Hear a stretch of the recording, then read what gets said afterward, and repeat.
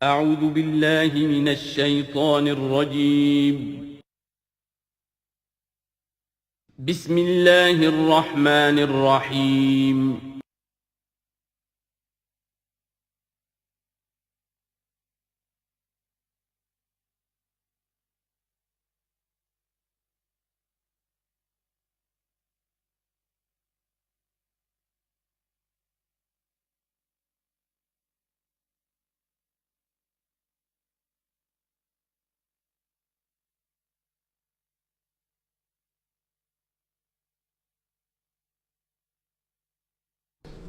الحمد للہ وکفی والصلاة والسلام علی عباده الذین اصطفى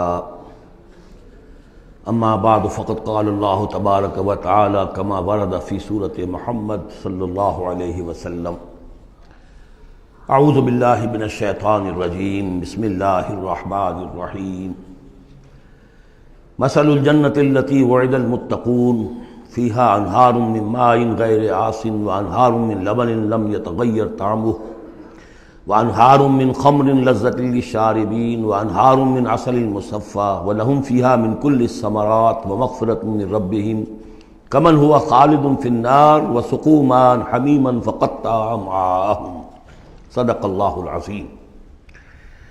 مثال اس جنت کی جس کا وعدہ کیا گیا ہے متقیوں سے، اس میں نہریں ہیں پانی کی جن میں کوئی بو نہیں، اور نہریں ہیں دودھ کی جس کا ذائقہ تبدیل نہیں ہوتا، وانہار من خمر، اور ایسی شراب کی نہریں کہ جو لذت والی ہے پینے والوں کے لیے، وانہار من عسل مصفى، اور نہریں ہیں ایسے شہد کی جس کو صاف کیا جا چکا ہو، جھاگ اتارا جا چکا ہو، وَلَهُمْ فِيهَا مِنْ كُلِّ الثَّمَرَاتِ، اور پھر مزید برآں ان کے لیے ہوں گے وہاں تمام میوے، تمام پھل، وَمَغْفِرَةٌ مِّن رَبِّكُمْ، اور مغفرت ہوگی ان کے رب کی طرف سے۔ بھلا یہ لوگ کمن ہوا خالد فی النار، بھلا وہ لوگ کہ جو ان جنتوں میں ہوں گے ان کے برابر ہو سکتے ہیں وہ کہ جو ہیں آگ میں، جو رہیں گے ہمیشہ آگ میں، وسقوا ماء حمیما، اور انہیں پینے کو دیا جائے گا کھولتا ہوا پانی، فقطع امعاءہم، جو ان کی انتڑیوں کو کاٹ کر رکھ دے گا۔ ومنہم من یستمع الیک، اب یہاں سے جو اصل مضمون اس سورہ مبارکہ کا ہے، جو میں پہلے عرض کر چکا ہوں کہ قتال سے جو طبیعت اب گھبرا رہی تھی کچھ لوگوں کی، خاص طور پر جن کے دلوں میں روک تھا، منافقت تھی، ان کی کیفیت ہے جو اس سورہ مبارکہ میں بڑی تفصیل سے آئے گی۔ وَمِنْهُمْ مَنْ يَسْتَمِعُ إِلَيْكَ، ان میں سے کچھ لوگ ایسے بھی ہیں جو اے نبی آپ کی بات بڑی توجہ سے سنتے ہیں، حتیٰ اذا خرجوا من عندک، یہاں تک کہ جب وہ آپ کے پاس سے نکل کر باہر جاتے ہیں، قالوا للذین اوتوا العلم ماذا قال آنفا، تو وہ کہتے ہیں ان کو کہ جنہیں علم دیا گیا، کیا کہا انہوں نے، اب یہ نئی بات آج کیا کہہ دی انہوں نے۔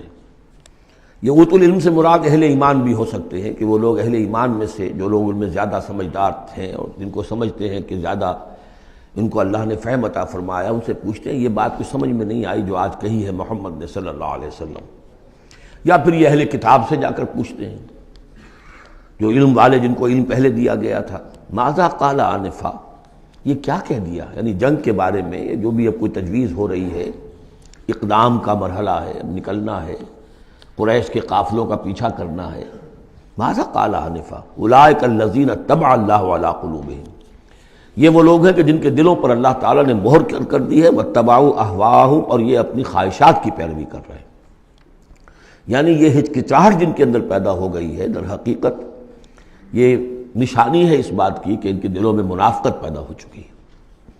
والذین اہتدوا زادہم ھدی، اور جو ہدایت پر ہیں اللہ تعالیٰ نے ان کی ہدایت میں اضافہ کیا ہے، اس نئے مرحلے کے آنے سے ان کے جوش ایمان میں اور ذوق شہادت میں اضافہ ہو گیا ہے۔ وآتاہم تقواہم، اللہ تعالیٰ نے انہیں ان کے تقوی میں اور اضافہ فرمایا ہے۔ فَهَلْ يَنظُرُونَ إِلَّا السَّاعَةَ أَن تَأْتِيَهُم بَغْتَةً، تو یہ کس چیز کے منتظر ہے سوائے قیامت کے کہ وہ آ دھمکے ان پر اچانک۔ فَقَدْ جَاءَ أَشْرَاطُهَا، اس کی علامتیں تو آ چکی ہیں، یعنی قیامت کی سب سے بڑی علامت جو ہے وہ در حقیقت حضور صلی اللہ علیہ وسلم کی بعثت ہے، جو کہ آپ آخری رسول ہیں، اور آپ نے فرمایا بھی ہے کہ بُعِثْتُ أَنَا وَالسَّاعَةُ كَهَاتَيْنِ، دونوں انگلیوں کو آپ نے جوڑا، میں اور قیامت اس طریقے سے جڑے ہوئے، اب میرے بعد کوئی اور نبی نہیں، انا آخر المرسلین وانتم آخر الامم، میں آخری رسول ہوں، تم آخری امت ہو، تو اب آپ کے بعد تو قیامت ہی آنی ہے۔ فَأَنَّىٰ لَهُمْ إِذَا جَاءَتْهُمْ ذِكْرَاهُمْ، تو جب وہ آ جائے گی، ان پر دھمک آ جائے گی، دھمکے گی، تو پھر اس وقت ان کا یاد کرنا یا نصیحت اخذ کرنا یا سبق حاصل کرنا ان کے کس کام کا ہوگا؟ فَاعْلَمْ أَنَّهُ لَا إِلَٰهَ إِلَّا اللَّهُ وَاسْتَغْفِرْ لِذَنبِكَ، پس جان لو کہ اللہ کے سوا کوئی معبود نہیں، اور اپنی خطاؤں کے لیے اللہ سے استغفار کرو۔ اب یہاں ایک تو یہ ہے کہ یہ بات خطاب کر کے حضور سے کہی جا رہی ہے واحد کے صیغے میں، اس حوالے سے ایک تعویل تو یہ ہو سکتی ہے کہ یہ حقیقت میں حضور کی وساطت سے آپ کی امت سے کہی جا رہی ہے، لیکن یہ ہے کہ اس میں علماء نے یہ بات بھی نکالی ہے کہ یہاں حضور مخاطب ہے، اور حضور کی مخاطبت میں یہ پہلو موجود ہے کہ حضور کے گناہ کا معاملہ جو ہے ہم اپنے گناہ پر قیاس نہ کریں۔ حسنات الابرار سیئات المقربین، حضور کی تو جو انٹینسٹی ہوتی تھی تعلق مع اللہ کی شدید، اس میں ذرا سی کمی آتی تھی تو آپ اسے بھی سمجھتے تھے کہ بہت بڑی کوتاہی مجھ سے ہو گئی ہے۔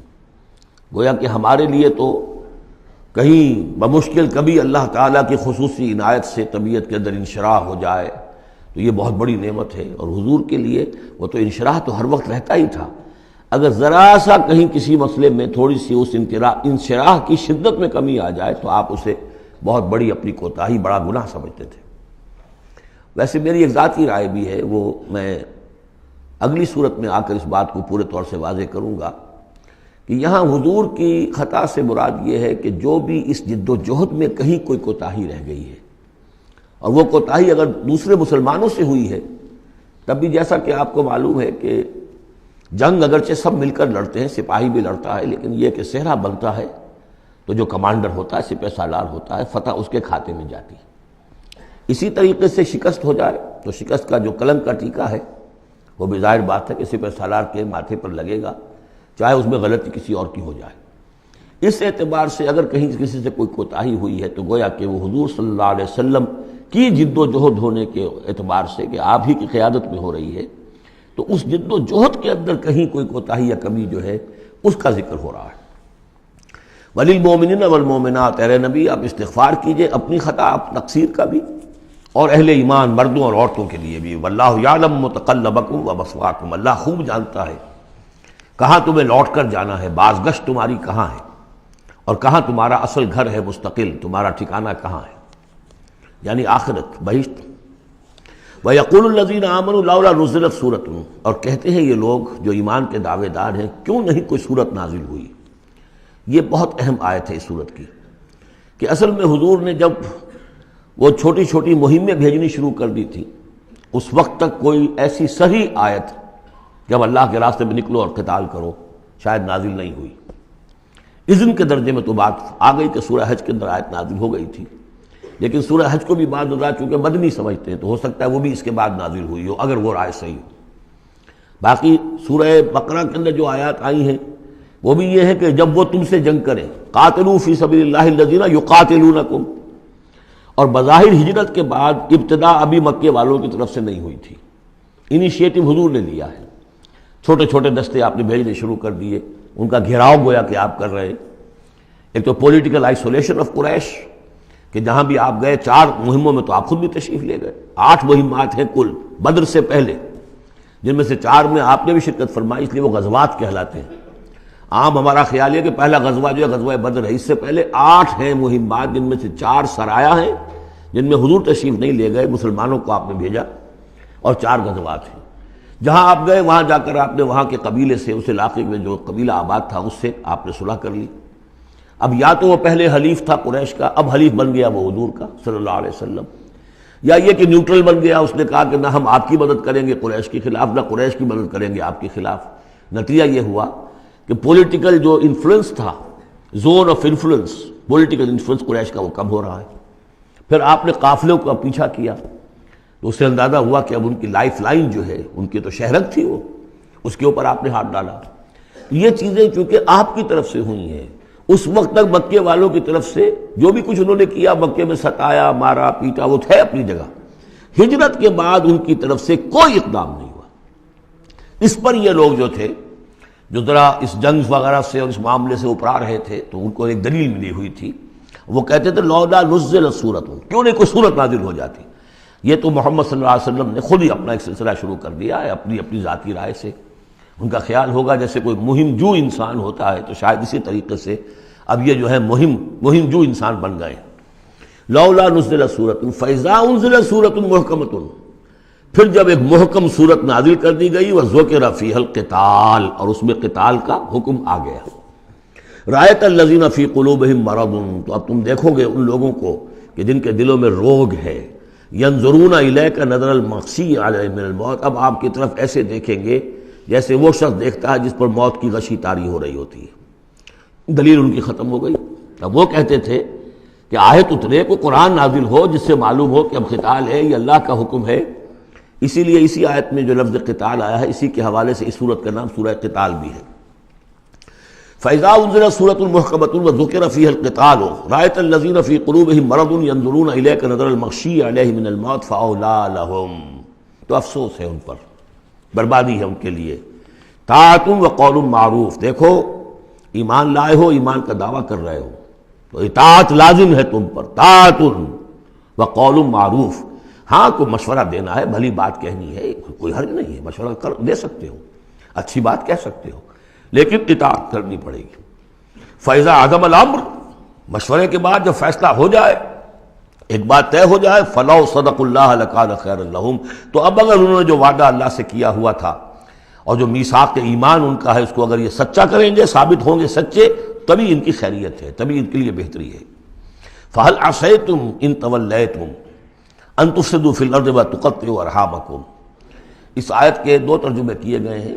پہلے میں وہ ترجمہ کر رہا ہوں کہ جو شیخ الہند کا بھی ہے اور مجھے اسی سے اتفاق ہے، کہ تم ذرا سوچو، اگر جس حال میں اس وقت تم ہو، اگر تمہیں حکومت مل جائے، تم والی بن جاؤ، تمہیں یہاں اقتدار مل جائے اس جزیرہ نما عرب میں، تو تمہاری ابھی چونکہ پوری تربیت نہیں ہوئی ہے، خاص طور پر ظاہر بات ہے کہ جو انصار مدینہ تھے، ابھی ایمان لائے تھے، ان کی تربیت تو نہیں ہوئی.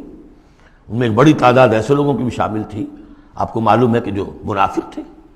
آخر غزوہ احد میں 1/3 نفری جو ہے وہ نکل کر چلی گئی تھی، تو معلوم ہوا کہ اس میں اتنی بڑی تعداد میں منافق بھی تھے. اگر اس حال میں تمہیں کہیں حکومت مل جائے تو تم کیا کرو گے؟ تفسدوا فی الارض، زمین میں فساد مچاؤ گے، وتقطعوا ارحامکم، اور اپنے رحمی رشتے کاٹو گے. یہ بات سمجھنی چاہیے ان جماعتوں کو بھی کہ جو چاہے اپنے دانش میں دین کے لیے اقتدار حاصل کرنا چاہتی ہیں، کہ ہم دین کو قائم کرنے کے لیے چاہتے ہیں کہ ہمارا غلبہ ہو، لیکن یہ کہ اگر وہ اپنے کارکنوں کی تربیت پر زور نہیں دیں گے، ان میں خلوص اور اخلاص اور للہیت، خالص اللہ کے لیے جو کرنا ہے اللہ کے لیے اور دین کے احکام کے مطابق، اگر ان جماعتوں کے کارکن جو ہیں وہ اس کی پوری تربیت یافتہ نہیں ہوں گے، تو ہو سکتا ہے کہ بجائے اگر انہیں کہیں اختیار مل جائے تو بجائے کہ اصلاح کے اور فساد ہو جائے.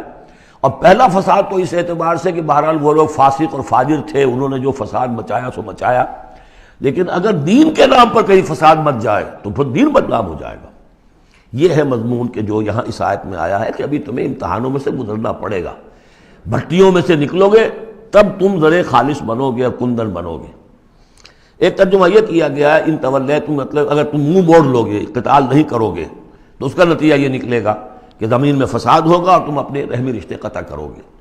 لیکن میرے نزدیک پہلا مضمون، یہ ترجمہ میں آپ کو پڑھ کر سنا رہا ہوں، شیخ الہند کا ہے. پھر تم سے یہ بھی توقع ہے کہ اگر تم کو حکومت مل جائے تو خرابی ڈالو ملک میں اور قطع کرو اپنی قرابتیں. مجھے اسی سے اتفاق ہے. اولئک الذین لعنہم اللہ فاصمہم واعمی ابصارہم، یہ وہ لوگ ہیں کہ جن پر اللہ تعالیٰ نے لعنت کی ہے اور انہیں بہرا بھی کر دیا ہے اور ان کی نگاہوں کو اندھا کر دیا ہے. افلا یتدبرون القرآن ام علی قلوب اقفالها، کیا یہ قرآن پر تدبر نہیں کرتے؟ قرآن پر تدبر کریں، اس کے بین السطور بھی تو پڑھیں. غلبہ دین کی جد و جہد میں یہ سارے مراحل آنے والے ہیں، یہ تو ان سے پہلے کہہ دیا گیا تھا، سورہ عنکبوت میں آ چکا تھا. احسب الناس ان یترکوا ان یقولوا آمنا وهم لا یفتنون، کیا لوگوں نے یہ سمجھا تھا کہ صرف یہ کہنے سے کہ ہم ایمان لائے انہیں چھوڑ دیا جائے گا اور بخش دیا جائے گا اور انہیں آزمایا نہیں جائے گا؟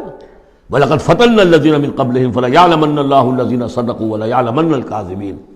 ہم نے تو ہمیشہ جو بھی ان سے پہلے تھے ان کو بھی آزمایا ہے، اور اللہ تو صاف کھول دے گا، واضح کر دے گا کہ کون حقیقت میں سچے مومن ہیں اور کون جھوٹ موٹ کے مومن بنے ہوئے ہیں۔ اور اسی صورت میں آگے بھی آ گیا فَلَيَعْلَمَنَّ اللَّهُ الَّذِينَ آمَنُوا وَلَيَعْلَمَنَّ الْمُنَافِقِينَ، اللہ تو بالکل دودھ کا دودھ پانی کا پانی جدا کر دے گا کہ اللہ تعالیٰ کھول دے گا کہ کون واقعی مومن اور کون منافق ہے۔ تو کیا یہ لوگ قرآن پر تدبر نہیں کرتے یا ان کے دلوں پر قفل پڑ چکے ہیں؟ ان الذین ارتدوا علی ادبارہم من بعد ما تبین لہم الہدی، یقیناً وہ لوگ جو اپنی پیٹھوں کے بل مڑ جائیں گے اس کے بعد کہ ان پر ہدایت واضح ہو چکی ہو۔ الشیطان سول لہم، شیطان نے در حقیقت ان کے لیے یہ مرحلہ ارتداد کا اور پیچھے مڑ جانے کا آسان کر دیا ہے۔ وَأَمْلَىٰ لَهُمْ، اور ان کو بڑی طول عمل کے اندر پھنسا دیا ہے، لمبے لمبے ان کی امیدیں ہیں دنیا کے اندر۔ ظاہر بات ہے دنیا میں بڑے بڑے نقشے بنا رکھے ہیں، تو اب یہ میدان جنگ میں جاتے ہوئے تو انسان کترائے گا۔ ذَلِكَ بِأَنَّهُمْ قَالُوا لِلَّذِينَ كَرِهُوا مَا نَزَلَ اللَّهُ سَنُطِيعُكُمْ فِي بَعْضِ الْأَمْرِ، یہ اس لیے ہے کہ انہوں نے کہا ان لوگوں سے جنہیں ناپسند ہے وہ شے جو اللہ نے نازل کی۔ اللہ نے قرآن نازل کیا، یہ ناپسند کس کو تھا؟ قریش کو تھا، کفار کو اور یہود کو۔ تو یہ لوگ جو ایمان تو لے آئے تھے، لیکن یہ کہ ان کے اندر وہ روگ تھا، دلوں میں وہ مرض تھا، وہ نفاق کی بیماری جڑ پکڑ چکی تھی۔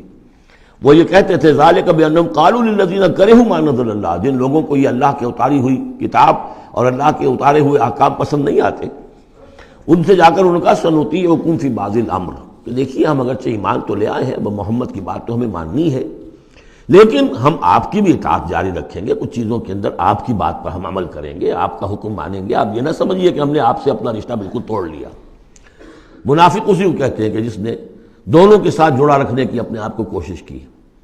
مذبذبین بین ذلک لا الہ ہؤلاء ولا الہ ہؤلاء، ان کے پاس جاتے ہیں تو کہتے ہیں، اہل ایمان کے پاس آتے ہیں تو کہتے ہیں ہم ایمان لے آمنا، وَإِذَا خَلَوْا إِلَىٰ شَيَاطِينِهِمْ قَالُوا إِنَّا مَعَكُمْ إِنَّمَا نَحْنُ مُسْتَهْزِئُونَ وَاللَّهُ يَعْلَمُ إِسْرَارَهُمْ، اور اللہ تعالیٰ کو خوب معلوم ہے جو کچھ کی یہ خفیہ باتیں کرتے ہیں جا کر۔ فَكَيْفَ إِذَا تَوَفَّتْهُمُ الْمَلَائِكَةُ يَضْرِبُونَ وُجُوهَهُمْ وَأَدْبَارَهُمْ، تو کیا حال ہوگا ان کا جب کہ ان کی جانیں قبض کریں گے فرشتے، ان کے چہروں پر ضرب لگاتے ہوئے اور ان کی پیٹھوں کے اوپر ضرب لگاتے ہوئے۔ ذالک بانہم اتبعوا ما اسخط اللہ، یہ اس لیے کہ انہوں نے پیروی اس چیز کی جو اللہ کو ناپسند ہے۔ وکرہوا رضوانہ، اور ناپسند کیا انہوں نے اللہ کی رضا کو۔ فاحبط اعمالہم، تو اللہ نے ان کے سارے اعمال اکارت کر دیے، حبط کر دیے۔ یعنی اب تک انہوں نے حضور کے پیچھے نمازیں جو پڑھی ہیں اور جو بھی کوئی نیکیاں کی ہیں، اب جب مرحلہ آ گیا ہے قتال کا اور یہ جی چرا رہے ہیں، تو گویا کہ وہ سارے ان کے اب تک کے جو اعمال ہیں وہ حبط ہو جائیں گے۔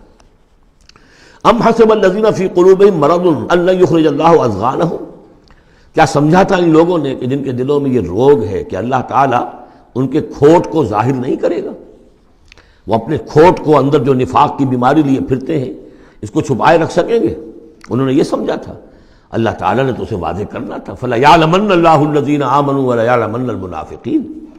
تو ام حسب الذین فی قلوبہم مرض ان لن یخرج اللہ اضغانہم، انہوں نے سمجھا تھا کہ اللہ تعالیٰ ان کے کھوٹ کو، دلوں کے کھوٹ کو علم نشرہ نہیں کر دے گا۔ وَلَوْ نَشَاءُ لَأَرَيْنَاكَهُمْ، اور اگر ہم چاہیں تو اے نبی آپ کو دکھا دیں کہ یہ ہیں وہ لوگ۔ فَلَعَرَفْتَهُمْ بِسِيمَاهُمْ، آپ ان کے چہروں سے انہیں خود ہی پہچان لیں گے۔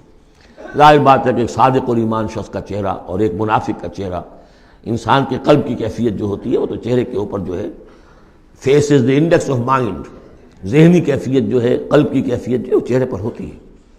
فَلَعَرَفْتَهُمْ، تو آپ پہچان ہی چکے ہیں انہیں ان کے چہروں سے۔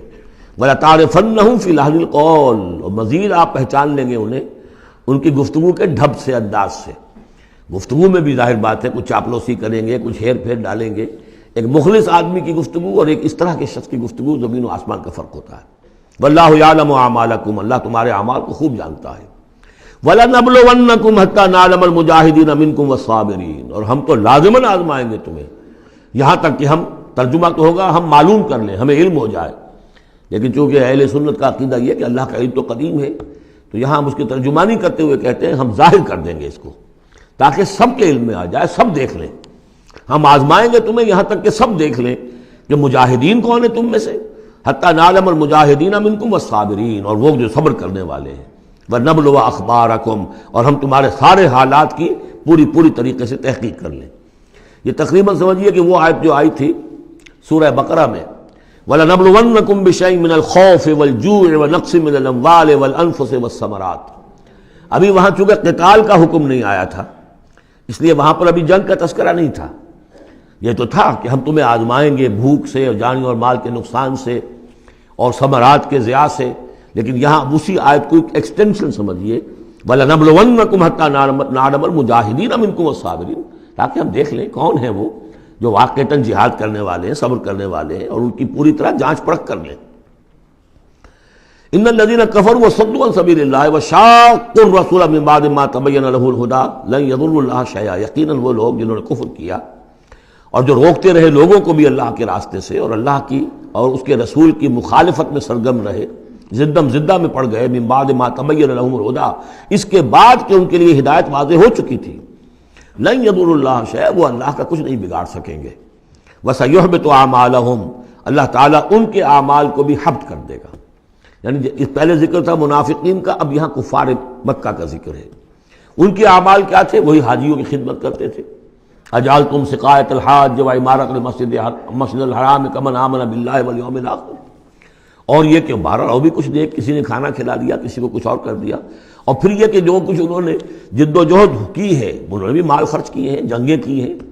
بدر میں آئے تھے تب بھی تو بہت سے لوگوں نے کفار نے انفاق کیا تھا، تبھی تو ساز و سامان تیار ہوا تھا، 900 اونٹ لے کر نکلے تھے، روزانہ ایک دن 10 ایک دن 9 اونٹ تو ذبح ہو رہے تھے وہ فوج کو جو کھانا کھلانے کے لیے، تو آخر لوگوں نے کنٹریبیوٹ کیا تھا، تو یہ سارے اعمال ان کے اکارت چلے گئے۔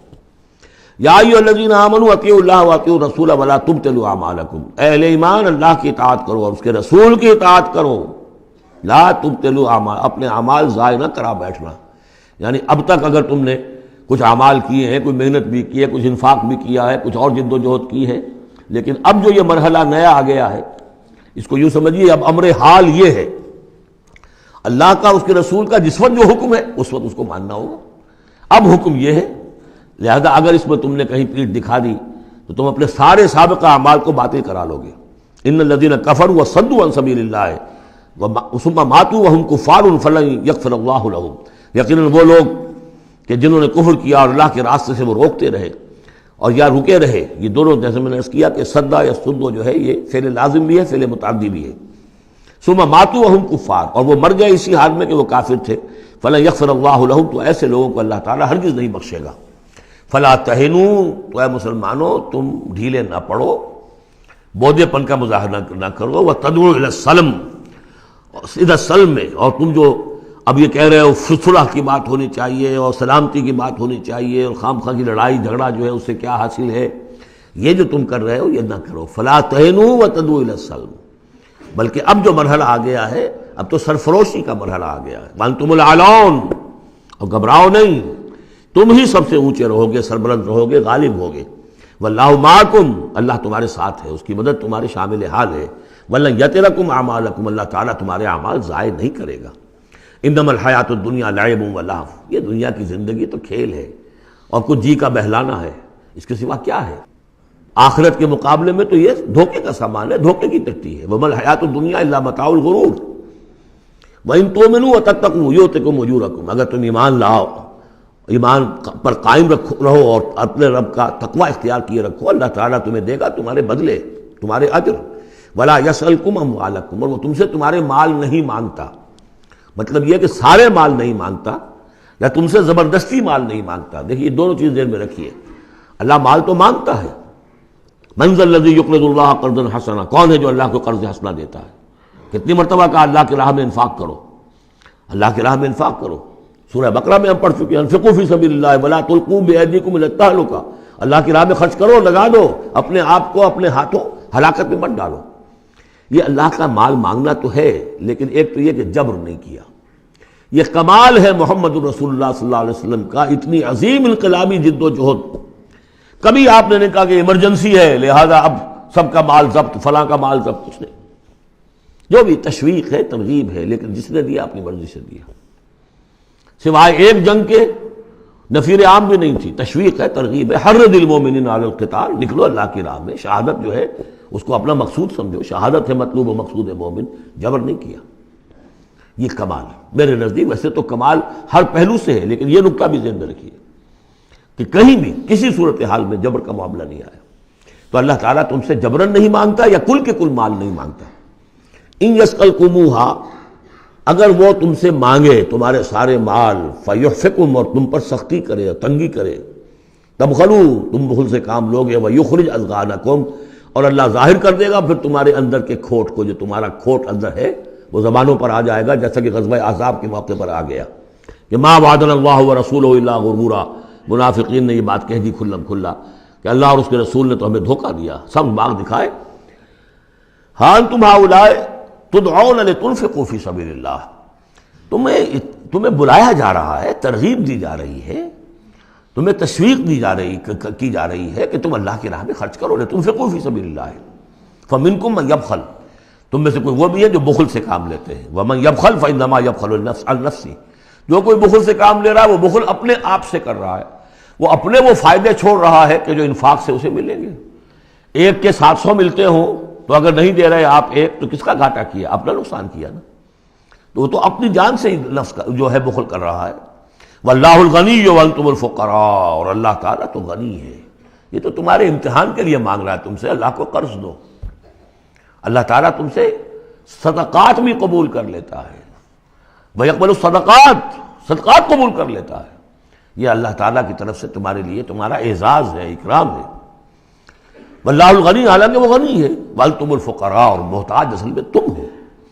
وَإِن تَتَوَلَّوْا، یہ آیت بڑی فیصلہ کن ہے، ان تتولوا، اگر تم پیٹھ پھیر لوگے، یستبدل قوما غیرکم، تو تمہیں ہٹا کر کسی اور قوم کو لے آئے گا، ثم لا یکونوا امثالکم، پھر وہ تمہاری طرح کے نہیں ہوں گے۔ اب یہ ہو سکتا ہے کہ اس کا اطلاق جو ہے اس وقت کے کچھ لوگوں پر بھی ہوا ہو کہ جنہوں نے منافقت کی بنا پر پیٹھ موڑ لی، اللہ نے اپنے نبی کے لیے ان سے زیادہ جو ہے جانثار قسم کے اہل ایمان جو ہے وہ فراہم کر دیے۔ لیکن یہی آیت جو ہے اس اعتبار سے کہ حضور کی بعثت اصلی، بعثت خصوصی امیین کے لیے تھی، بنی اسماعیل اور عرب کے مشرکین جو ان کے تابع تھے، ان کے لیے یہ کہ یہ بات ان سے کہی جا رہی ہے کہ اب تمہیں سے امت بنی ہے، امت مسلمہ کن سے بنی ہے؟ اس کا نیوکلیس اہل عرب، وہی امت عرب کے لوگ۔ اگر یہ مشن جو تمہارے حوالے ہوا ہے، کذالک جعلناکم امۃ وسطا لتکونوا شہداء علی الناس ویکون الرسول علیکم شہیدا، اگر تم نے اس مشن سے منہ موڑ لیا تو اللہ تمہیں ہٹائے گا، معزول کر دے گا، کسی اور قوم کو لے آئے گا۔ چنانچہ میرے نزدیک اس آیت کا ظہور ہوا ہے بتمام و کمال 13ویں صدی عیسوی میں، جبکہ اللہ تعالیٰ نے عربوں کو امت مسلمہ کی قیادت سے معزول کر دیا۔ 1258 عیسوی میں سقوط بغداد ہوا، ہلاکو کے ہاتھوں جو مسلمانوں پر تاتاریوں کے ہاتھوں بیتی ہے، کروڑوں مسلمان قتل ہوئے اس وقت، معمولی نہیں۔ اور آخری خلیفہ بنو عباس کا، اس کو کھینچ کر محل سے گھسیٹ کر باہر نکالا گیا، جانور کی ایک کھال میں لپیٹ کر تاتاریوں نے اپنے گھوڑوں کے سموں تلے اسے کچل دیا۔ وہ گویا کہ عربوں کا معزول ہونا تھا امت مسلمہ کی قیادت سے۔ اس کے بعد کچھ عرصہ گزرا ہے، لیکن پھر اللہ نے وہ ایک معجزہ دکھایا کہ انہی تاتاریوں میں سے کتنی قومیں ایمان لے آئیں۔ ہے آیا فتنہ تاتار کے افسانے سے، پاسماں مل گئے کعبے کو صنم خانے سے۔ پھر وہی تاتاری تھے جن میں سے ترکان تیموری نکل آئے، ترکان صفوی نکل آئے، ترکان سلجوقی ان سے بھی پہلے آ چکے تھے، اور ترکان عثمانی، پھر گریٹ آٹومان امپائر، پھر خلافت بھی اللہ نے پھر وہاں منتقل کر دی۔ 400 برس کا خلافت جو ہے وہ بھی ترکان عثمانی کے پاس رہی۔ ان تتولوا یستبدل قوما غیرکم ثم لا یکونوا امثالکم، صدق اللہ العظیم۔ سورۃ الفتح، تمہیدی باتیں میں پہلے عرض کر چکا ہوں۔ یہ سورہ مبارکہ نازل ہوئی ہے صلح حدیبیہ کے بعد۔ اس کی جو تاریخی پس منظر ہے صرف یہ چند جملے کفایت کریں گے۔ سن 5 میں غزوہ احزاب کے بعد یہ حضور نے صحابہ سے کہہ دیا تھا کہ اب قریش میں وہ دم نہیں رہا کہ اب دوبارہ وہ تم پر چڑھ کر آئیں اور حملہ کریں۔ لن تغزوکم قریش بعد عامکم ھذا ولکنکم تغزونہم، اب انیشیٹو تمہاری طرف سے ہوگا۔ وہ انیشیٹو حضور نے لیا ہے سن 6 میں۔ آپ نے عمرے کا احرام باندھا، اور آپ کے ساتھ 1400، عام طور پر زیادہ بیان ہوتا ہے لیکن بعض روایات میں 1800 صحابہ احرام باندھ کر چلے کہ ہم عمرہ کرنے جا رہے ہیں۔ یہ گویا کہ ایک ٹیسٹ تھا کہ اب قریش کرتے کیا ہیں۔ آپ احرام کے لیے اپنی منزل بہ منزل کرتے ہوئے پہنچ گئے حدیبیہ تک، وہی جگہ جہاں پر کہ پھر صلح ہوئی۔ ادھر قریش کے لیے جو ہے ان کی جان پر بن گئی۔ پہلی بات تو یہ کہ ان کی روایات کے خلاف تھا کہ کوئی آئے عمرے کی نیت سے اور ان کو روک دے، یہ عرب کی روایت نہیں تھی۔ دوسرا یہ کہ اب اگر آنے دیتے ہیں اور مسلمان دنگناتے ہوئے آئیں اس شہر کے اندر عمرہ کریں تو گویا کہ ان کی شکست ہو گئی۔ تو وہاں پر جو بھی ہوا تفصیلات کا تو موقع نہیں ہے۔ ایک طرف تو وہ تلے ہوئے تھے کہ جنگ کریں گے، اور جب حضرت عثمان کو حضور نے بھیجا ہے کچھ سلسلہ جنبانی کے لیے، وہاں ان کو روک لیا گیا، خبر مشہور ہو گئی کہ انہیں شہید کر دیا گیا۔ پھر حضور نے بیعت لی، وہ بیعت علی الموت کہلاتی ہے، بیعت علی لا نفر یا بیعت علی الموت، اور اس کا نام ہے بیعت رضوان۔ ایک درخت کے نیچے آپ تشریف فرما ہوئے اور سب نے آ کر آپ سے بیعت کی کہ اب یہاں جانیں دے دیں گے اپنی، سب ہم یہاں پر مرنے کے لیے تیار ہیں، جانیں قربان کر دیں گے، یہاں سے واپس نہیں جائیں گے۔ جب وہاں یہ خبریں پہنچی اور انہوں نے کچھ اور اندازہ کر لیا تھا کہ یہ تو بڑے سرفرے لوگ معلوم ہو رہے ہیں، ان میں سے کوئی جو ہے بھاگنے والا نظر نہیں آتا یہاں سے، تو پھر یہ ہے کہ وہ مجبور ہو گئے کہ اب کچھ صلح کریں۔ پھر صلح ہوئی، صلح حدیبیہ، لیکن وہ بڑی ان ایکول صلح تھی، اس میں مسلمانوں کے لیے ہیوملیشن تھی، اس لیے کہ یہ طے کر لیا گیا اس میں کہ اگر کوئی مسلمان مدینے سے واپس آئے مکے تو اسے مکے والے واپس نہیں کریں گے، لیکن اگر کوئی مکے سے مدینے جائے گا تو واپس کرنا ہوگا۔ اور وہاں پر ہو بھی یہ گیا، ابو جندل صحابی تھے ایک جن کو کہ اسی نے جو کہ وہاں سے صلح کے لیے گفت و شنید کرنے کے لیے آیا تھا، سہیل بن عمرو، اس کا ہی بیٹا عین اس وقت وہ پہنچ گیا، لیکن صلح کے وہ کاغذات لکھے جا چکے تھے، اس نے معاملہ بچایا، مسلمانوں مجھے پھر قصائیوں کے حوالے کر رہے۔ حضور نے فرمایا کہ اب ابو جندل تم صبر کرو، جو وعدہ ہم کر چکے ہیں ہمیں اس کی پابندی کرنی ہے۔ بہرحال اس کو حضور نے، اگرچہ صحابہ تو اس درجے دلگیر تھے کہ ہم یہ دم کر صلح کیوں کر رہے ہیں، حضرت عمر رضی اللہ تعالیٰ عنہ سے تو بہرحال یہ بھی کہہ دیجئے کہ زیادہ قرب جو انہیں حاصل تھا حضور سے، اس کی بنا پر ان کی یہ ہمت ہو گئی کہ آپ نے وہ سوال جواب بھی کر لیا جس پر آپ پھر ساری عمر پچھتاتے رہے۔ کہ آپ نے پوچھا کہ کیا ہم حق پر نہیں ہیں؟ حضور نے فرمایا ہاں ہم حق پر ہیں۔ کیا آپ اللہ کے رسول نہیں ہیں؟ آپ نے مسکرا کر جواب دیا ہاں میں اللہ کا رسول ہوں، تو پھر ہم یہ کیوں دم کر صلح کر رہے ہیں؟ آپ نے فرمایا کہ میں وہی کر رہا ہوں جو اللہ نے مجھے حکم دیا، بس اتنی سی بات تھی جس پر ساری عمر پچھتائے۔ لیکن یہ بات حضرت علی نے بھی کر دی اس درجے میں کہ جب وہ صلح نامہ لکھا گیا، حضور ڈکٹیٹ کرا رہے تھے، حضرت علی کاتب تھے، لکھ رہے تھے، تو اب حضور نے فرمایا یہ صلح نامہ ہے، لکھو محمد رسول اللہ اور قریش کے مابین۔ وہ سہیل بن عمرو نے اعتراض کر دیا کہ نہیں، یہ اگر ہم اس پہ لکھیں گے ظاہر بات ہے صلح نامے پر تو دونوں فریقوں کے دستخط ہوتے ہیں، تو میں دستخط کروں گا تو میں تو آپ کو اللہ کا رسول نہیں مانتا، ورنہ اس عبارت کی روح سے جب اس کے نیچے میرا بھی دستخط آئیں گے تو گویا میں نے مان لیا۔ تو حضور نے اس پر بھی مسکرا کر کہا کہ تم مانو نہ مانو میں اللہ کا رسول ہوں، لیکن اے علی مٹا دو یہ رسول اللہ کے لفظ، مٹا دو، وہاں سے لکھ دو یہ معاہدہ ہے محمد ابن عبداللہ اور قریش کے مابین۔ حضرت علی نے کہا کہ حضور یہ میں نہیں کر سکتا، میں اپنے ہاتھ سے آپ کے نام کے ساتھ لکھے ہوئے الفاظ، اب دیکھیے اگرچہ حکم تو یہ ہے کہ الامر فوق الادب، لیکن یہ کہ یہ جو بھی کچھ ہوا ہے تو یہ ہوا غیرت دینی، حمیت دینی کی وجہ سے۔ حضرت علی نے بھی کیا، حضرت عمر نے بھی کیا، دونوں کے طرز عمل میں کوئی فرق نہیں۔ لیکن بہرحال اس کے بعد جو ہے صلح ہوئی ہے، اور مسلمانوں کے دل اگرچہ اس پہ بہت ہی رنجیدہ تھے، اور یہ بات بھی بڑی عجیب تھی کہ وہیں احرام کھول دیے گئے، وہی قربانی کے جانور جو ہیں، تو اب اس پر جو ہے یہ آیت صورت اتری ہے، اور پہلا لفظ یہ ہے انا فتحنا لک فتحا مبینا، مسلمانوں کی دلجوئی کے لیے کہ تم جسے سمجھ رہے ہو کہ دب کر صلح کی ہے، حقیقت حال کے اعتبار سے تو اے محمد ہم نے آپ کو بڑی روشن فتح عطا فرمائی۔ آج ہم اسے انٹرپریٹ کر سکتے ہیں روشن فتح کس اعتبار سے کہ ٹریٹی کے معنی یہ ہے کہ مصالحت یا صلح ہوتی ہے دو فریقوں کے درمیان جو ایک دوسرے کو ریکگنائز کریں۔ اس کا مطلب یہ ہے کہ قریش نے ریکگنائز کر لیا that Muhammad is a power to reckon with، اور یہ بہت بڑی بات ہے، قریش نے تسلیم کیا، اور تسلیم کرنا جو ہے یہ اللہ تعالیٰ کی طرف سے فتح عظیم ہے۔ انا فتحنا لک فتحا مبینا لیغفر لک اللہ ما تقدم من ذنبک وما تاخر۔ اب دیکھیے یہ ذنب کا لفظ یہاں پھر دوبارہ آ گیا، تاکہ اللہ تعالیٰ بخش دے آپ کو جو پچھلے ہوئی آپ کی کوئی کوتاہیاں یا گناہ یا جو بعد میں ہوئی، وَيُتِمَّ نِعْمَتَهُ جو پیچھے رہے گناہ ان کو بھی بخش دے، وَيُتِمَّ نِعْمَتَهُ عَلَيْكَ اور تاکہ اللہ تعالیٰ اپنی نعمت کا اتمام فرما دے آپ پر، وَيَهْدِيَكَ صِرَاطًا مُسْتَقِيمًا اور آپ کو ہدایت دے سیدھے راہ کی طرف۔ اب یہ ہے پھر ایک اشکال پیدا ہوتا ہے کہ حضور صلی اللہ علیہ وسلم تو پہلے ہی سیدھی راہ پر ہیں، پھر یہ کہ تمام اہل ایمان حضور کے ساتھ سیدھی راہ پر چلے آ رہے ہیں، اور سیدھی راہ پر چلتے ہوئے اب اہل ایمان کو بھی، حضرت ابوبکر کو بھی آپ کے ساتھ چلتے ہوئے کتنے برس ہو گئے؟ 18 برس ہو گئے، تو اب ان کے معنی کیا ہو گئے؟ تو اس پہ بہت سی بحثیں ہیں، یہ تو اب میں تفصیل میں نہیں جا سکتا۔ میری توجہ وہی ہے جو میں اس سے پہلے سورہ محمد میں کر چکا ہوں ضم کی، کہ یہ جو جد و جہد ہوئی ہے اس میں اگر کہیں کوئی خامی کوتاہی کسی کی طرف سے ہوئی ہے، چاہے وہ کسی اور مسلمان کی طرف سے ہوئی ہے، صاحب ایمان کی طرف سے ہوئی ہے، غلطی ہوئی ہے، خطا ہوئی ہے، ان سب کی اب اللہ تعالیٰ تلافی فرما دے گا۔ یہ فتح مبین جو ہے وہ ان سب کو کور کر جائے گی، اور یہدیہ کا صراط مستقیم، اب آپ کی یہ جد و جہد بالکل سیدھی تیر کی طرح اپنے ہدف کی طرف بڑھے گی۔ اب اس میں کوئی جو ہے تزلزل نہیں ہوگا، بلکہ آپ کی یہ جد و جہد، اللہ کے دین کی اقامت کی جد و جہد اور اللہ کی حکومت قائم کرنے کی جد و جہد جو ہے سیدھی اپنے ہدف کی طرف بڑھتی چلی جائے گی۔ چنانچہ یتم نعمتہ، وہ تو ہم پڑھ چکے ہیں، الیوم اکملت لکم دینکم واتممت علیکم نعمتی ورضیت لکم الاسلام دینا۔ تو دین کا اتمام ایک تو اس شکل میں کہ قرآن میں دین مکمل ہو جائے، شریعت پوری ہو گئی، لیکن اس سے تکمیل نہیں ہوتی اس معنی میں جب تک اس کی ایک عملی ڈیمانسٹریشن بھی مکمل نہ ہو۔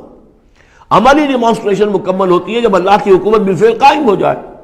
تو اتمام نعمت جو ہے وہ صرف کتاب کے اندر اس شریعت کا پورا بیان ہو جانا اور نظام کا آ جانا، اس سے وہ اتمام بتمام و کمال نہیں ہوتا جب تک کہ اس کی ایک نشانی، اس کا ایک نمونہ جو ہے، اس کی ایک صورت لوگوں کے سامنے نہ آ جائے، آئیڈیل فارم اس کی جو ہے وہ سامنے نہ آ جائے، اس کا نمونہ سامنے آ جائے۔ تو اس کے لیے ضروری ہے کہ اب یہ جد و جہد آپ کی جو ہے سیدھی اب تیز رفتاری کے ساتھ اپنے اصل ہدف یعنی اظہار دین، لیظہرہ علی الدین کلہ، اور یہ آیت آ جائے گی اس سورہ مبارکہ کے آخر میں بھی کہ ہم نے بھیجا ہی آپ کو ہے محمد اس لیے ہے کہ آپ اللہ کے دین کو غالب کریں۔ تو وہ اللہ کے دین کے غلبے کی جد و جہد اب تیر کی طرح سیدھی جائے گی۔ اللہ نے ساری اگلی پچھلی اگر کوئی اس میں کمیاں کوتاہیاں رہ گئی ہیں کسی کی طرف سے آپ کے ساتھیوں میں سے، ان سب کی تلافی کے لیے یہ فتح مبین آپ کو عطا کر دی۔ وَيَنْصُرَكَ اللَّهُ نَصْرًا عَزِيزًا، اور اللہ آپ کی مدد کرے گا ایسی مدد کہ جس کے لیے کوئی شکست نہ ہو، بڑی زبردست مدد۔ هُوَ الَّذِي أَنزَلَ السَّكِينَةَ فِي قُلُوبِ الْمُؤْمِنِينَ لِيَزْدَادُوا إِيمَانًا مَعَ إِيمَانِهِمْ، وہی ہے کہ جس نے اہل ایمان کے دلوں میں سکینت نازل کر دی تاکہ ان کے ایمان میں اور اضافہ ہو جائے، تاکہ وہ اور اضافہ کر لیں اپنے ایمان میں، جتنا ایمان ہے اس سے اور بڑھ کر۔ وَلِلَّهِ جُنُودُ السَّمَاوَاتِ وَالْأَرْضِ، اب ظاہر بات ہے کہ اس میں ایک تو کیفیت یہ تھی کہ جو انہیں سکون حاصل تھا کہ وہ تیار تھے سب اپنی جانیں دینے کے لیے، اس کے لیے بھی ایک سکون قلب کے اندر اللہ تعالیٰ نے ان کے پیدا کیا تھا، تبھی تو وہ اس کے لیے آمادہ ہوئے۔ پھر یہ کہ ان کے اندر نظم اور ضبط کا یہ عالم کہ کوئی ایک شخص بھی حق میں نہیں تھا کہ یہ صلح یہاں اس وقت ہو، لیکن محمد رسول اللہ، ان کی اطاعت، اس کا سب سے بڑا ٹیسٹ وہاں ہوا ہے۔ اور یہ بات جو میں کہہ رہا ہوں شاید بعض حضرات کو عجیب لگی، کوئی ایک شخص بھی نہیں تھا اس کے حق میں۔ اس کی دلیل کیا ہے؟ اس کی دلیل یہ ہے کہ جب حضور نے جب صلح ہو گئی مکمل، آپ نے فرمایا مسلمان اٹھو، احرام کھول دو اور یہی قربانیاں دے دو۔ کوئی نہیں اٹھا، ایک بھی نہیں اٹھا۔ دوسری مرتبہ کہا آپ نے اٹھو بھائی، اب ہو گیا بات، بس جو ہو گئی، اب یہی احرام کھول دو، کوئی نہیں اٹھا۔ تیسری دفعہ کوئی نہیں اٹھا۔ آپ دلگیر ہو کر، دل گرفتہ ہو کر اپنے خیمے میں چلے گئے۔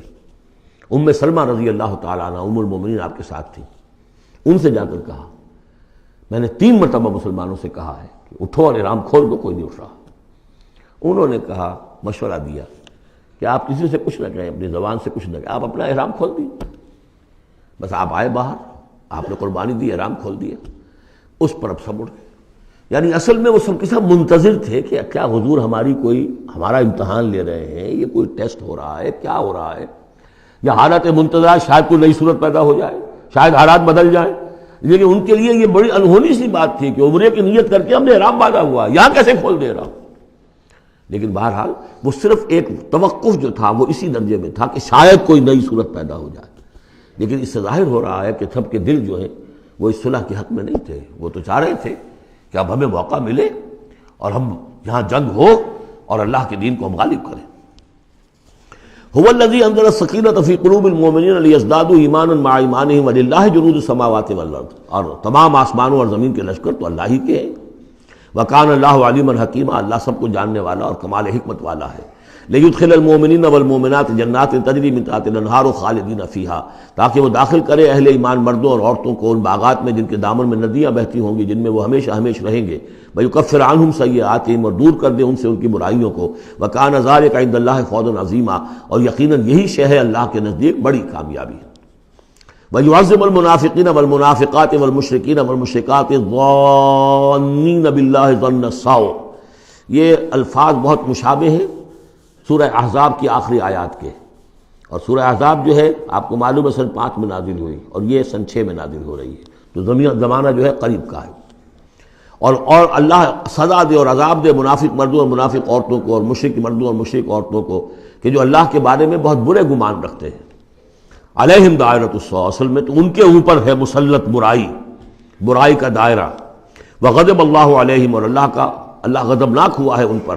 ولعنہم، اللہ نے ان پر لعنت فرمائی ہے۔ وعد لہم جہنم، اور ان کے لیے تیار کیا ہوا جہنم کو، وساعت مصیرا، اور وہ بہت بری جگہ ہے لوٹنے کی۔ وللہ جنود السماوات والارض، آسمانوں اور زمین کے لشکر کل کے کل اللہ ہی کے اختیار میں ہیں۔ وکان اللہ عزیزا حکیما، اللہ زبردست ہے اور حکیم ہے۔ پہلے آیا تھا علیما حکیما، اب عزیزا حکیما۔ انا ارسلناک شاہدا ومبشرا ونذیرا، اے نبی ہم نے بھیجا ہے آپ کو شاہد بنا کر، وہی شاہد گواہی دینے والا۔ یہاں اپنے قول اور اپنے عمل سے اللہ کے دین کی گواہی دی۔ قیامت میں کھڑے ہو کر عدالت میں پروزیکیوشن وٹنس کی حیثیت سے کہیں گے اے اللہ تیرا دین جو مجھ تک آیا تھا میں نے پہنچا دیا تھا، اب یہ ان کے ذمے ہے۔ فکیف اذا جئنا من کل امۃ بشہید وجئنا بک علی ہؤلاء شہیدا، ہم نے آپ کو بھیجا ہے گواہ بنا کر اور بشارت دینے والا بنا کر اور خبردار کرنے والا بنا کر، لتؤمنوا باللہ ورسولہ، تاکہ اے مسلمانوں تم ایمان رکھو اللہ پر اور اس کے رسول پر، وتعزروہ وتوقروہ، اور اللہ کے رسول کی تو تم مدد بھی کرو اور ان کی تعظیم کرو، توقیر کرو، وتسبحوہ بکرۃ واصیلا، اور اللہ کی تم تسبیح کرو صبح شام۔ یہاں دیکھیے اس آیت میں لتؤمنوا باللہ ورسولہ، اللہ اور اس کے رسول دونوں پر ایمان رکھو، پھر رسول کے لیے وتعزروہ وتوقروہ، اور اللہ کے لیے وتسبحوہ بکرۃ واصیلا، اس کی تسبیح بیان کرو صبح شام۔ ان الذین یبایعونک انما یبایعون اللہ، یقیناً وہ لوگ جو اے نبی آپ سے بیعت کر رہے ہیں وہ حقیقت میں اللہ سے بیعت کر رہے ہیں۔ ید اللہ فوق ایدیہم، اللہ کا ہاتھ ان کے ہاتھوں کے اوپر ہے۔ فمن نکث فانما ینکث الی نفسہ، تو جو کوئی بھی اس بیعت کی خلاف ورزی کرے گا، اس کو توڑے گا، اس کا سارا وبال اسی کے اوپر ہوگا۔ ومن اوفی بما عاہد علیہ اللہ، اور جو پورا کر دے گا اس معاہدے کو جو اللہ سے کر رہا ہے، فسیؤتیہ اجرا عظیما، تو اللہ تعالیٰ اسے اجر عظیم عطا فرمائے گا۔ اس آیت کو اچھی طرح سمجھ لیجئے اور اس کا تعلق جوڑ لیجئے جو سورہ توبہ کی آیت نمبر 111 تھی۔ ان اللہ اشتری من المؤمنین انفسهم واموالهم بان لهم الجنہ یقاتلون فی سبیل اللہ فیقتلون ویقتلون وعدا علیہ حقا فی التوراۃ والانجیل والقرآن ومن اوفی بعہدہ من اللہ فاستبشروا ببیعکم الذی بایعتم بہ، اللہ نے اہل ایمان سے ان کی جانیں اور مال خرید لی ہے جنت کے عوض۔ یہ جو خرید و فروخت ہو گئی ہے یہ بیع ہو گئی ہے، بیع و شرع ہو گئی ہے۔ فاستبشروا ببیعکم الذی بایعتم بہ، خوشیاں مناؤ، جشن مناؤ اس بیعت پر، اس بیع پر، اس سودے پر جو تم نے کیا ہے، اس سے بہتر سودا کوئی نہیں۔ اچھا یہ بیع تو ہوئی بندے اور اللہ کے مابین۔ فرض کیجئے میں بیعت کر رہا ہوں، اے اللہ میں اپنی جان مال تیرے حوالے کرتا ہوں، لیکن اللہ کے اور میرے درمیان تو غیب کا پردہ ہے۔ یہ کیسے، کس کو دوں یہ جان اور مال؟ کس کے حکم پر دوں؟ کس کے کہنے پر دوں؟ کہاں مال خرچ کروں؟ ظاہر بات ہے کہ اس کے لیے کوئی انسان، اب وہ انسان اس وقت ہے محمد الرسول اللہ صلی اللہ علیہ وسلم۔ بیع اللہ سے، بیعت محمد سے۔ محمد اللہ کے رسول ہیں، وہ بتائیں گے کہ اس طرح مال خرچ کرو، اس طرح جان لگاؤ، یہ وقت آ گیا ہے جان لے کر میدان میں آ جاؤ، جان ہتھیلی پر رکھ کو میدان میں آ جاؤ۔ لہذا جو بیع اللہ سے ہوئی ہے، ان اللہ اشتری من المؤمنین انفسهم واموالهم بان لهم الجنہ، اس کے لیے بیعت محمد رسول اللہ سے ہو رہی ہے۔ اور یہ عرب میں رواج تھا کہ جب وہ کوئی سودا کرتے تھے پھر وہ مصافحہ کرتے تھے، ہاتھ ملاتے تھے۔ ہاتھ جب ملا لیا اب وہ جو سودا ہے پکا ہو گیا، اب پیچھے نہیں جا سکتے آپ۔ جب تک مصافحہ نہیں ہوتا اس وقت تک آدمی کوئی اس میں تبدیلی کر سکتا ہے، لیکن مصافحہ جو ہے وہ پختگی کے لیے۔ لہذا یہ بیعت اب محمد رسول اللہ سے ہو رہی ہے کہ ہم نے جو جان اللہ اور اپنی مال جو اللہ کے حوالے کی ہے اسے ہم خرچ کریں گے آپ کے کہنے کے مطابق، جو آپ حکم دیں گے، آپ کی مرضی ہے، آپ ہم سے جب چاہیں یہ جان اور مال حاصل ہے، جب چاہیں وصول فرما لیں۔ یہ بیعت ہے جو ہوئی ہے محمد رسول اللہ سے۔ اچھا، اس میں جو یہ فرمایا، چونکہ یہ تین فریق ہو گئے، اللہ، بیعت کرنے والا اور جس کے ہاتھ پر بیعت کی گئی، لہذا یہ ٹرائی پارٹائٹ ایگریمنٹ ہے، تین فریق ہیں اس کے۔ ایک وہ ہے حضور کا ہاتھ، جس پر بیعت کرنے والے کا ہاتھ آ گیا۔ اللہ نے فرمایا ایک تیسرا ہاتھ بھی ہے، وہ تمہیں نظر نہیں آ رہا، ید اللہ فوق ایدیہم، اللہ کا ہاتھ ان کے ہاتھوں کے اوپر ہے۔ تو یہ تین ہاتھ ہیں در حقیقت اس بیعت کے اندر، اس بیعت کے اندر۔ ان الذین یبایعونک انما یبایعون اللہ، اصل میں تو بیعت، اور بیعت جو ہو رہی ہے تو اللہ سے ہو رہی ہے۔ فاستبشروا ببیعکم الذی بایعتم بہ، باب مفاعلہ کے اندر بھی وہ آ گیا، تم نے جو باہمی یہ کیا ہے بیع و شراء کا معاملہ، اس میں خوشیاں مناؤ، وہی باب مفاعلہ ہے، وہ یبایعونک، ان الذین یبایعونک، اے نبی جو آپ سے یہ بیعت کر رہے ہیں، انما یبایعون اللہ، وہ اللہ سے بیعت کر رہے ہیں۔ ید اللہ فوق ایدیہم، اللہ کا ہاتھ ان کے ہاتھوں کے اوپر ہے۔ فمن نکث فانما ینکث علی نفسہ، تو جو کوئی بھی اب اس سے روگردانی کرے گا، اسے توڑے گا، اس کی خلاف ورزی کرے گا، اس کا وبال اسی پر آئے گا، آپ پر اس کا کوئی الزام نہیں۔ ومن اوفی بما عہد علیہ اللہ فسیؤتی اجرا عظیما، اور جو بھی پورا کر دے گا جس کا کہ اس نے وعدہ اللہ سے کیا ہے، یہ معاہدہ اللہ سے ہوا جان اور مال کا۔ اسی لیے سورہ احزاب میں آپ نے پڑھا تھا نا، من المؤمنین رجال صدقوا ما عہدوا اللہ علیہ فمنہم من قضی نحبہ ومنہم من ینتظر، اہل ایمان میں وہ جوان مرد ہیں جنہوں نے اپنا جو عہد کیا تھا اللہ سے وہ پورا کر دکھایا، سچا کر دیا۔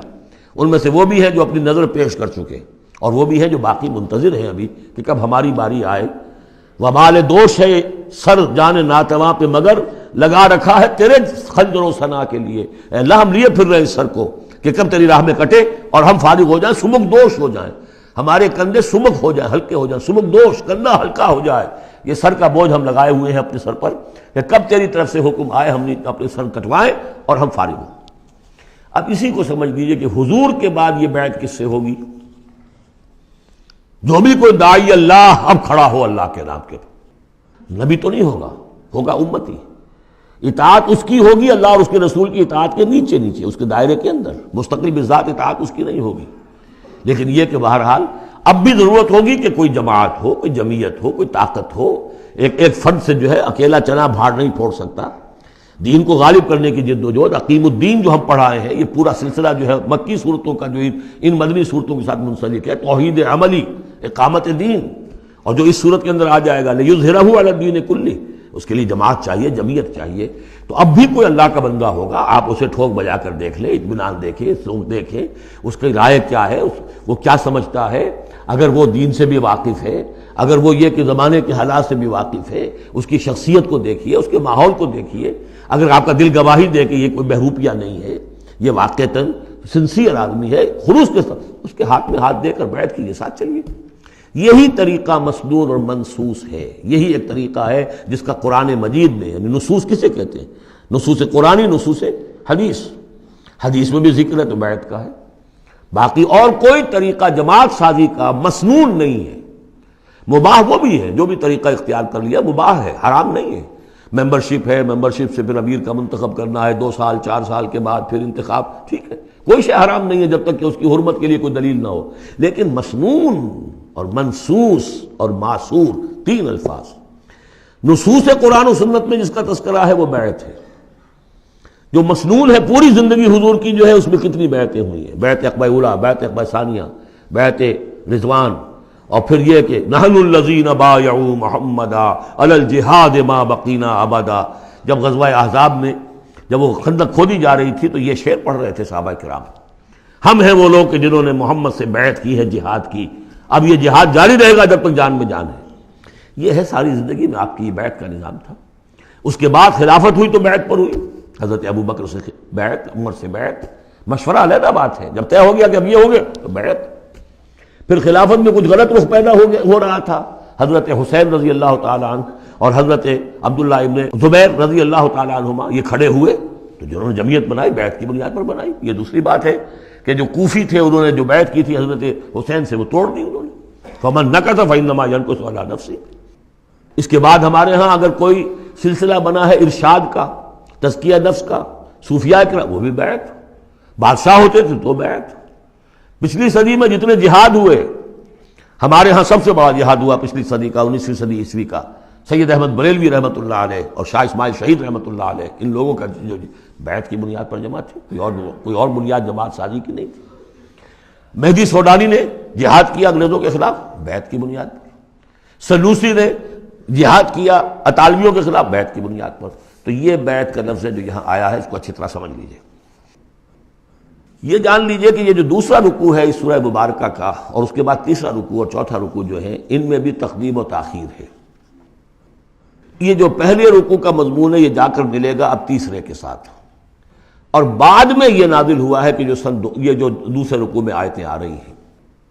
سَيَقُولُ لَكَ الْمُخَلَّفُونَ مِنَ الْأَعْرَابِ شَغَلَتْنَا أَمْوَالُنَا وَأَهْلُونَا، جب حضور واپس پہنچ گئے اور یہ غزوہ جو بیعت رضوان ہو گئی اور پھر صلح حدیبیہ ہو گئی، پھر آپ واپس پہنچے تو جاتے ہوئے گویا کہ ان سے کہا جا رہا ہے حضور سے، جیسے کہ غزوہ تبوک سے واپسی پر جو آیات نازل ہوئی وہ ہم سورہ توبہ میں پڑھ چکے ہیں۔ ان قریب کہیں گے وہ لوگ جو پیچھے رہ جانے والے تھے، من الاعراب، اعراب میں سے، شغلتنا اموالنا واہلونا، حضور نے عام اعلان کروایا تھا، فرض نہیں تھا، سب کے لیے لازم نہیں تھا، عمرے کے لیے چلنے کے لیے کہا تھا چلے، جتنے لوگ چل سکتے ہیں چلے۔ تو اب آئیں گے یہ وہ اعراب جو ہے بادیہ نشین، اور وہ کہیں گے حضور ہم مشغول رہے اپنے اموال میں، اپنے ڈھور ڈنگر کی دیکھ بھال میں، اپنے اہل و عیال میں، ہم آپ کے ساتھ نہیں جا سکے، فاستغفر لنا، تو ہمارے لیے استغفار کیجئے۔ یقولون بألسنتہم ما لیس فی قلوبہم، یہ لوگ اپنے منہوں سے وہ کچھ کہہ رہے ہیں اپنی زبانوں سے جو ان کے دلوں میں نہیں ہے، دلوں میں کچھ اور ہے۔ یہ منافقوں کا تذکرہ ہو رہا ہے اعراب میں سے۔ قل فمن یملک لکم من اللہ شیئا ان اراد بکم ضرا او اراد بکم نفعا، ان سے کہیے کہ اگر اللہ تعالیٰ نے تمہارے لیے کوئی بھی اگر ضرر کا فیصلہ کیا تھا تو، اور اگر خیر کا فیصلہ کیا تھا تو کون سی چیز روک سکتی ہے؟ من یملک لکم من اللہ شیئا، کون ہے وہ کہ جو اختیار رکھتا ہو تمہارے بارے میں اللہ کی طرف سے کچھ بھی، اگر اس نے ارادہ کیا ہو ضرر کا، یعنی اگر کوئی خرابی ہونی تھی تو کیا تمہارے یہاں ہونے کی وجہ سے رک جانی تھی؟ یا اگر خیر کوئی آنا تھا تو تمہاری غیر موجودگی میں نہیں آ سکتا تھا؟ یعنی پیچھے رہ جانا چاہیے معنی دار، کیوں رہ گئے؟ اگر کوئی خیر آنا تھا وہ تمہاری غیر موجودگی میں بھی آ سکتا ہے، کوئی شر آنا تھا وہ تمہاری موجودگی میں بھی آ سکتا ہے۔ تو جب تمہاری موجودگی اور ناموجودگی اللہ کے اعتبار سے تو بالکل برابر ہے، تو تمہارا یہ بہانہ تراشنا جو ہے یہ صحیح نہیں ہے۔ بل کان اللہ بما تعملون خبیرا، بلکہ تم جو کچھ کرتے رہے ہو اللہ اس سے باخبر ہے۔ وہ کیا ہے؟ اب ان کے دل کی بات اللہ تعالیٰ، ان کے دل میں جو چور تھا، بل ظننتم، تمہیں یہ گمان ہو گیا تھا، ان لن ينقلب الرسول والمؤمنون الى اہلہم ابدا، ان کو یہ گمان ہوا کہ ان کا تو معلوم ہوتا ہے کہ واقعتاً کوئی دماغ خراب ہو گیا مسلمانوں کا، قریش پر چڑھائی کر کے جا رہے ہیں، قریش۔ یہ تو سمجھیے کہ ان کے لیے ابھی تک عرب میں جو ان کی حیثیت تھی قریش کی، وہ سمجھتے تھے کہ اب تو یہ موت کے منہ میں جا رہے ہیں، اب یہ واپس ان میں سے کوئی آنے والا نہیں ہے۔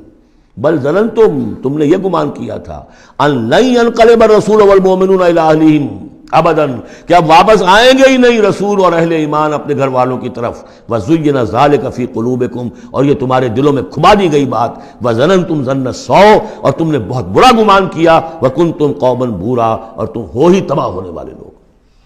یہ منافقین اعراب کا تذکرہ ہو رہا ہے، اور یہ کب ہو رہا ہے؟ سن 6 میں۔ سن 2 کے اندر جو معاملہ تھا وہ بھی ہم دیکھ چکے ہیں، وہ جو سورہ محمد کے اندر آیا معاملہ، جبکہ ابھی یہ مرحلہ شروع ہو رہا تھا، ابھی قتال کا سلسلہ شروع ہونے والا تھا، اس وقت بھی ان کے دلوں میں صلح جوئی، امن سے کام کرو، صلح سے کام کرو، یہ خامخواہ جو ہے یہ اس طرح کی مہم جوئی مناسب نہیں ہے، اس وقت ان کا یہ خیال تھا۔ وَمَن لَّمْ يُؤْمِن بِاللَّهِ وَرَسُولِهِ فَإِنَّا أَعْتَدْنَا لِلْكَافِرِينَ سَعِيرًا، جو کوئی اللہ اور اس کے رسول پر ایمان نہ رکھے تو اللہ تعالیٰ نے ایسے کافروں کے لیے تو جہنم تیار کر رکھی ہے۔ وَلِلَّهِ مُلْكُ السَّمَاوَاتِ وَالْأَرْضِ يَغْفِرُ لِمَن يَشَاءُ، اور اللہ آسمانوں اور زمین کی بادشاہی اللہ ہی کے لیے ہے، وہ بخشتا ہے جس کو چاہتا ہے، وَيُعَذِّبُ مَن يَشَاءُ، اور عذاب دے گا جس کو چاہے گا، وَكَانَ اللَّهُ غَفُورًا رَحِيمًا، اور اللہ تعالیٰ غفور الرحیم ہے۔ سَيَقُولُ الْمُخَلَّفُونَ إِذَا انطَلَقْتُمْ إِلَىٰ مَغَانِمَ لِتَأْخُذُوهَا، اب یہ نوٹ کر لیجئے تاریخی اعتبار سے کہ اس کے فوراً بعد جو ہے اگلے ہی سال حضور نے، اب جب کہ قریش سے صلح ہو گئی تو آپ یکسو ہو گئے، ادھر سے کوئی حملہ اب نہیں ہوگا، تو آپ نے اپنی پوری طاقت لے کر خیبر پر حملہ کیا، جو گڑھ بن گیا تھا یہودیوں کا، جو بنو قینقاع اور بنو نذیر نکالے گئے تھے، جا کے وہیں آباد ہو گئے تھے۔ پہلے سے بھی وہاں پر وہ بڑا گڑھ تھا، ان کے بڑے قلعے تھے، بڑے یعنی فورٹیفائڈ، اور وہاں پر سارا وہ اب حضور نے ان کی جو ہے سرکوبی کی۔ جب حضور خیبر کی طرف جا رہے تھے، اب ان کا ہم بھی چلتے ہیں آپ کے ساتھ، اس لیے انہیں یقین تھا کہ فتح ہوگی اور مال غنیمت آئے گا۔ سیقول المخلفون اذا انطلقتم الی مغانم، اور اے مسلمانوں جب تم اب جاؤ گے غنیمت حاصل کرنے کے لیے، یعنی اب جو غزوہ خیبر کی طرف جب پیش قدمی کرو گے، تو یہی لوگ جو پہلے پیچھے رہ گئے تھے وہ یہ کہیں گے ذرونا نتبعکم، ہم بھی آپ کے ساتھ چلیں، اجازت دیجیے۔ یریدون ان یبدلوا کلام اللہ، یہ اللہ کے کلام کو بدل دینا چاہتے ہیں۔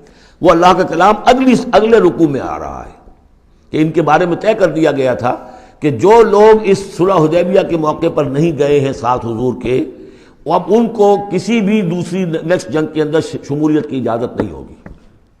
وہ آگے آ رہا ہے، اس لیے اس کے سمجھنے میں تھوڑی سی دقت ہوتی ہے، لیکن سمجھ لیجئے کہ وہ آگے ہے، اسی لیے تقدیم و تاخیر کی میں نے بات آپ سے کی تھی۔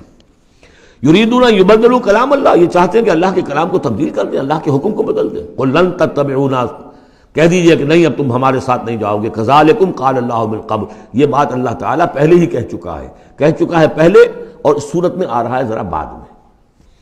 فسیقولون بل تحسدوننا، وہ کہیں گے یہ تو آپ لوگ حسد کر رہے ہیں ہم سے، آپ ہمیں ساتھ میں لے جانا چاہتے ہیں جبکہ ہمیں اندازہ ہے کہ وہاں پہ غنیمتیں ملیں گی۔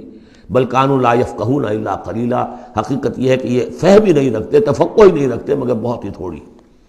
قل للمخلفین من الاعراب، یہ جو لوگ رہ گئے تھے پیچھے، یہ بدو لوگ، ان سے کہہ دیجئے ستدعون الی قوم اولی باس شدید، ان قریب پھر تمہیں بلایا جائے گا ایک ایسی قوم کی طرف، ایسے قوم کے مقابلے کی طرف جو بڑی طاقت والی ہوگی۔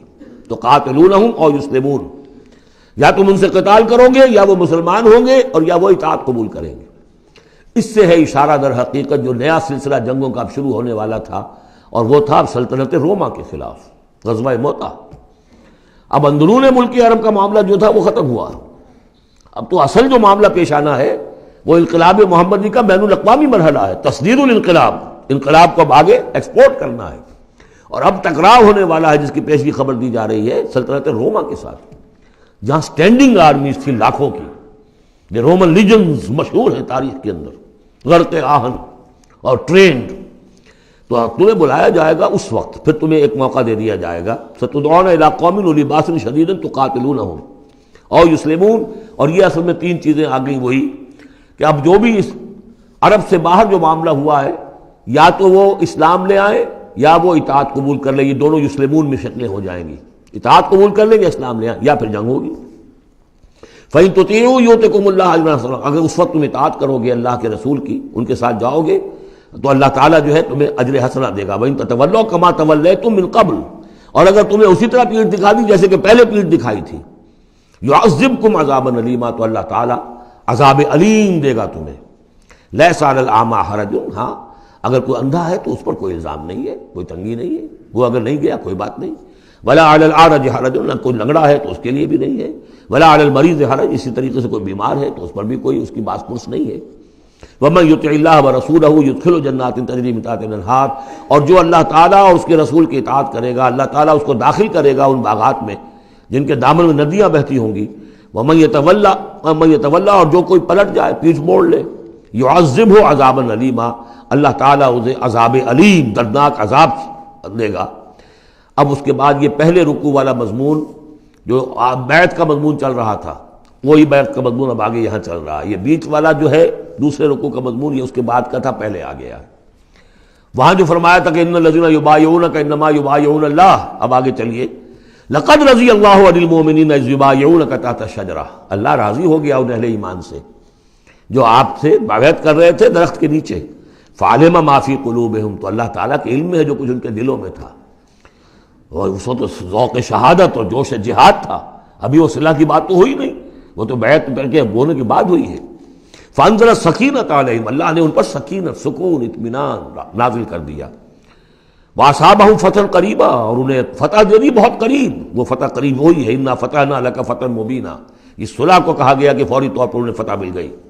ومغانم کثیرۃ یاخذونہا، اور بہت سی غنیمتیں ہیں جو وہ اور جو لیں گے حاصل کریں گے. وَكَانَ اللَّهُ عَزِيزًا حَكِيمًا، اور اللہ تعالیٰ زبردست ہے، حکمت والا.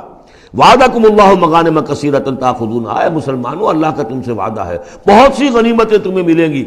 فعجل لکم ہذہ، تو یہ تو تمہیں نقد دے دی ہے، فوری طور پر دے دی ہے یہ فتح جو تمہیں مل گئی ہے. وکف ایدی الناس عنکم، اور اللہ تعالیٰ نے روک لیا لوگوں کے ہاتھوں کو تم سے. لتکون آیۃ للمؤمنین، تاکہ یہ اہل ایمان کے لیے ایک نشانی بن جائے.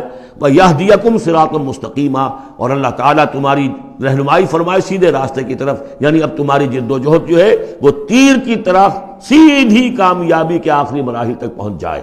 بارک اللہ لی ولکم فی القرآن العظیم ونفعنی وإیاکم بالآیات والذکر الحکیم.